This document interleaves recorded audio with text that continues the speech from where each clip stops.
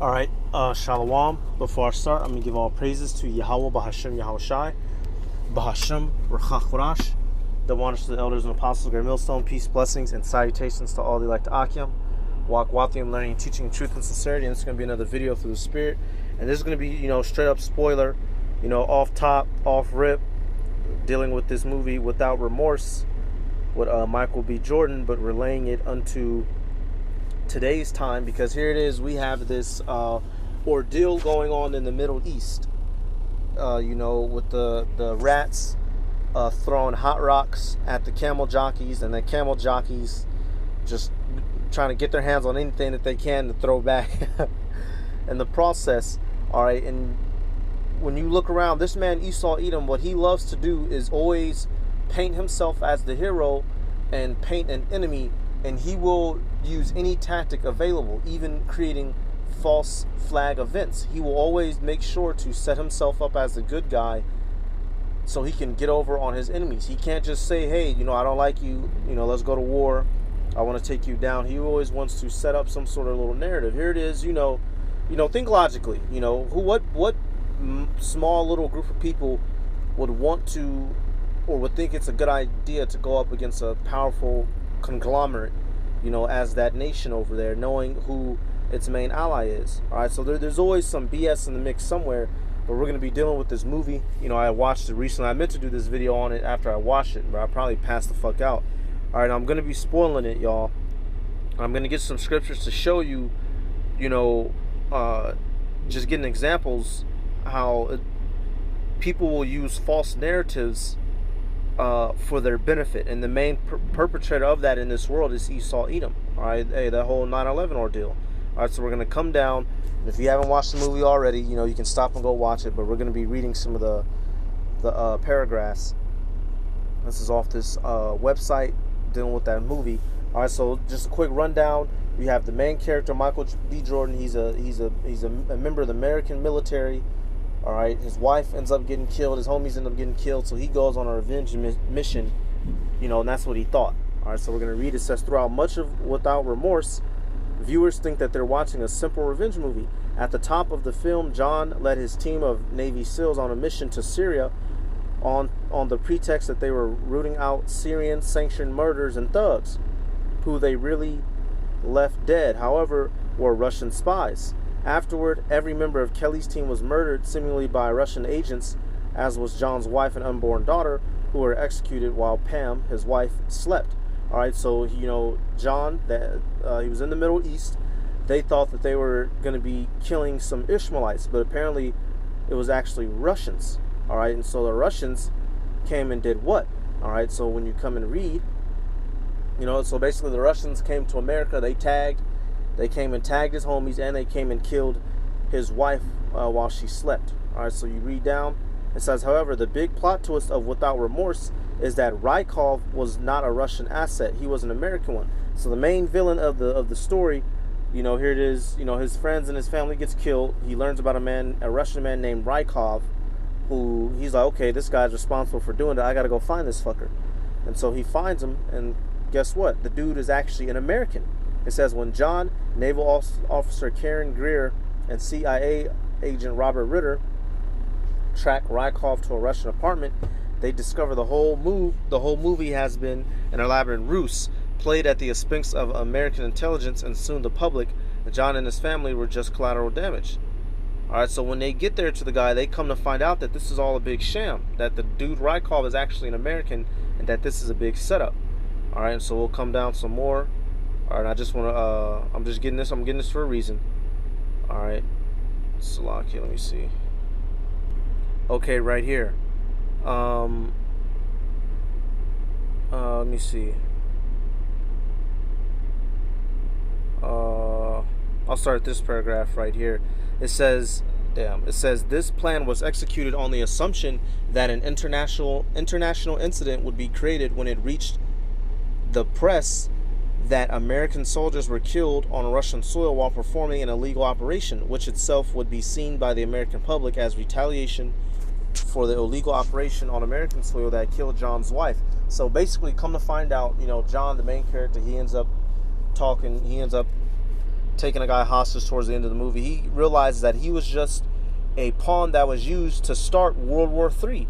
The Russians, and it was actually a group of Americans pretended to be Russians and killed some Americans, and real Americans went over to Russia and killed real Russians and one real American, so they could have the excuse to start World War III. That is how this man operates. That's basically the whole gist of this movie. The only thing that went wrong is that the main character, John, he didn't die like he was supposed to, and he discovered this plot out. And this isn't the first time that we've seen this in history. All right, we're going to go get this. You know, and here it is now. You look up the Boston Tea Party.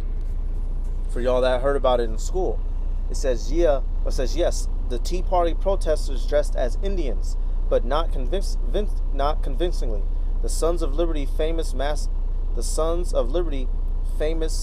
masqueraded in Native American dress on the night of the Tea Party raid, complete with tomahawks and faces darkened with coal soot. So if you remember the Boston Tea Party, you had a bunch of Edomites basically go tear up a ship.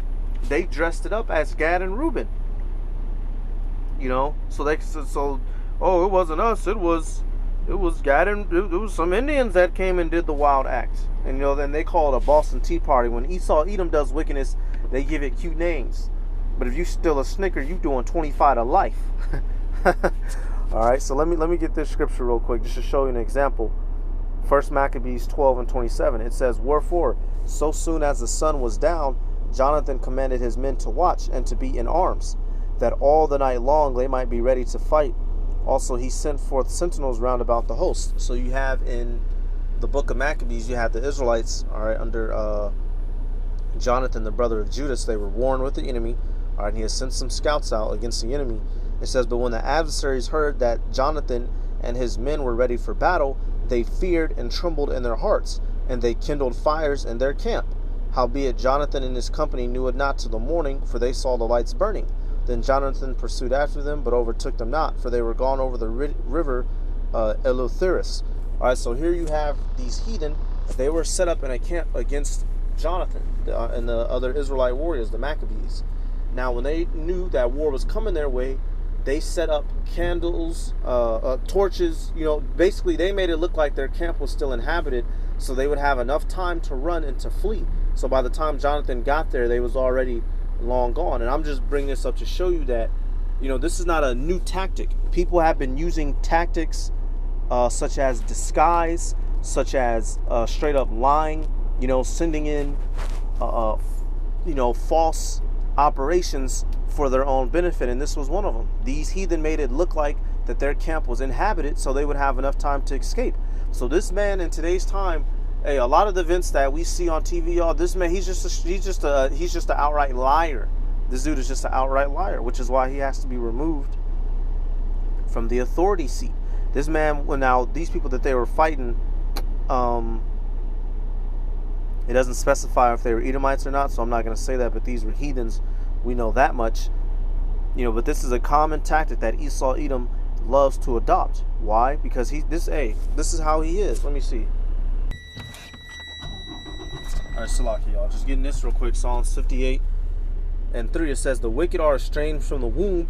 They go astray as soon as they be born, speaking lies." So that's in this man's blood, to do nothing but lie, to do nothing but distort reality and truth right before your eyes, to the point to where he'll make you question what is real and what isn't. All right, so if we didn't have the Bible, we wouldn't know what the hell's going on. If we didn't, they probably would have convinced us that this was some actual Gadites that did it, and come to find out it's them. This is how this man rolls. So when you see this jab shit, when you see that war in the Middle East stuff, and when they're gonna paint us to be the bad guys. They're gonna make it look like that we are out here doing wickedly, and all we've been doing is preaching the Bible. All right, let me see.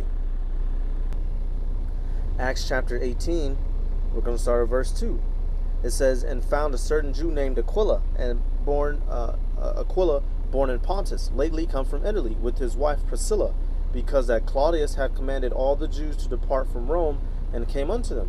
So, you know, during this time period, you had the Israelites were getting kicked out of Rome. Why? Because of, as they call it, aggressive street preaching. You know, here it is, we were being painted as the bad guys, and all we're doing was preaching the Bible. This man Esau Edom, he loves using this tactic. He loves to Oh, let me get this term. Let me bring this term up, y'all. Let me get this. Now, this is actually a movie that came out, and I remember the Elder Malcolm did a video covering this. Basically, a false war was created for the benefit of the government. Let me see if I can read this right here. It says, 2 weeks prior to re-election, the United States president lands in the middle of a sex scandal. In need of outside help to quell the situation, presidential advisor Winfred Ames enlists the expertise of a spin doctor, Conrad Breen, who decides a distraction is the best course of action. Breen approaches Hollywood producer Stanley Motz to help fabricate a war in Albania. And once underway, the duo has the media entirely focused on the war. So these assholes will create a whole war just to excuse the fact that they was out here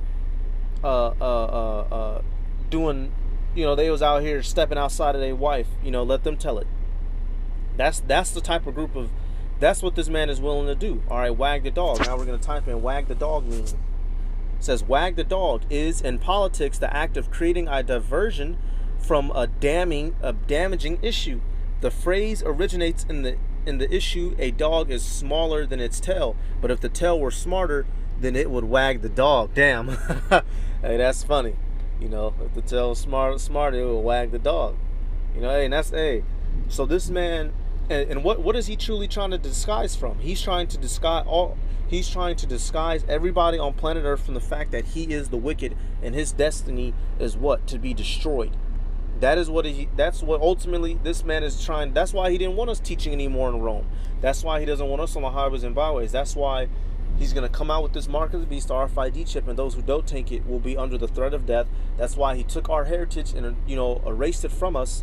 The ultimate wag the dog event is the fact that Esau Edom, or that so-called white man is Esau Edom, that he will be destroyed. That is what he's trying to do. Let me see. Let me get this. Ooh, right here, Psalms 139:12.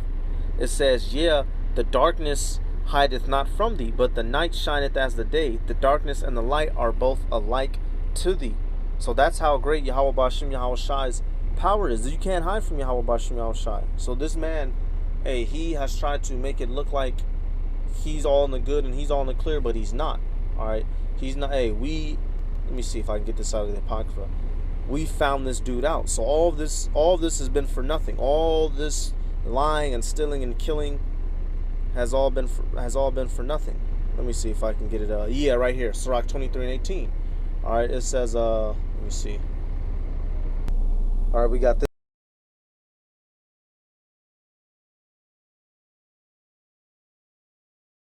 Lies. Lies. That go too. It says, I am compassed about with darkness, the walls cover me, and nobody seeth me. What need I to fear? The Most High will not remember my sins. So this man Esau Edom, he thinks that he is covered and good, but he's not. Yahweh Bashim Yahweh Shai has this man found out. All right, so I just wanted to touch on this real quick. This is nothing to be mesmerized by. Hey, everybody know good on daggone well. The bully of the earth, the bad guy of the earth, the oh shoot, I can't end it without this.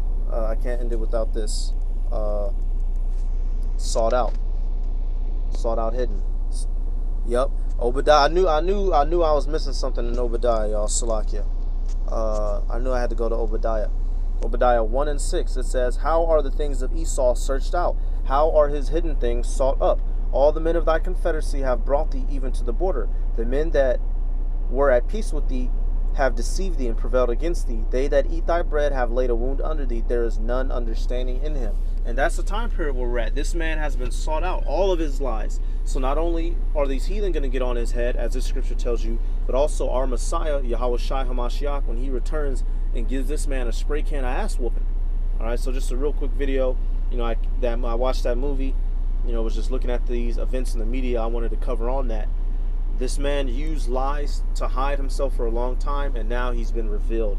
The man of sin is revealed, the son of perdition. All right, you can go, we got him. We got this fucker, as they say is violent. Hold. Oh, let me get this for y'all. I came across this shit right here. This shit's funny. It says, knowing is half the battle, and the other half is violence. Hey, so we know half of it now. We got the knowledge. So now it's just a matter of putting our hands on these assholes. All right. So that's about it. I'm gonna give all praises to Yahweh Bashem Yahushai, Bashem Chakurash, Devon to the elders, Apostle Grant Millstone, peace, blessings, and salutations to all the elect Akim. Walk, walking, learning, teaching in truth and sincerity. All right. The dog has been wagged.